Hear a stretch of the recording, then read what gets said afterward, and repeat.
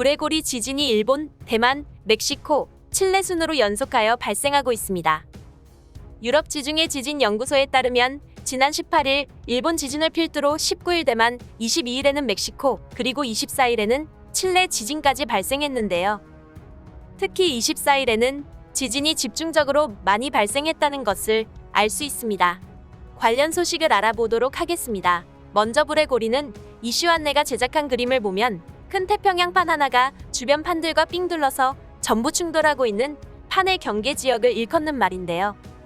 태평양판과 충돌하고 있으므로 환태평양 조산대라고 부르기도 하는데요. 태평양 해변을 쭉 연결하면 태평양이 고리 모양을 두르고 있다 하여 불의 고리라 이름이 붙여졌습니다. 이 불의 고리에서 세계 지진의 90%가 발생하고 화산도 75%가 몰려있는 지역입니다.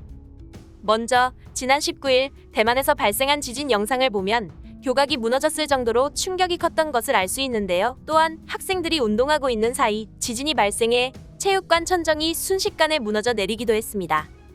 그리고 거리의 건물들이 벌써 무너져 내려 있는 모습을 볼 수 있습니다. 그 뒤 22일에 발생한 멕시코 지진 당시 영상인데요. 상당히 큰 흔들림이 있는 것을 알 수 있습니다. 상당히 엄청난 진동인데요. 초고층 건물, 옥상 수영장의 물이 이리저리 요동치는 정도가 상당히 크게 흔들렸음을 알 수 있습니다. 불의 고리에서 지진이 발생하면 항상 시작한 곳에서부터 지진이 발생하여 끝 지점까지 지진이 연쇄적으로 일어났는데요. 그런데 지난 2017년 지진에선 대만 방향에서 북미 쪽으로 지진이 이어지다 다시 대만 쪽에서 회귀하여 발생한 적이 있습니다.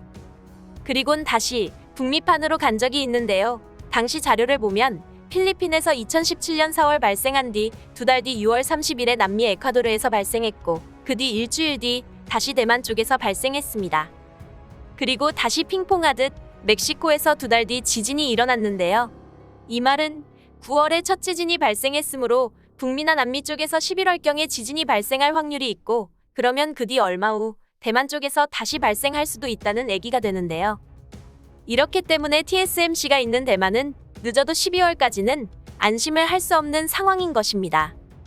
3나노 이하 초미세 공정을 놓고 삼성과 첨예하게 경쟁하고 있는 TSMC인데 지진으로 인해 타격을 입는다면 엔비디아, 애플 등 항상 TSMC에만 일감을 주었던 회사들도 타격이 불가피할 것인데요.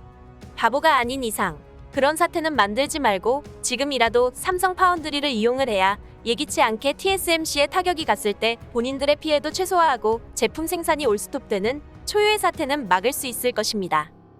지금까지 이슈 안내였습니다. 구독과 좋아요는 콘텐츠 제작에 큰 힘이 됩니다.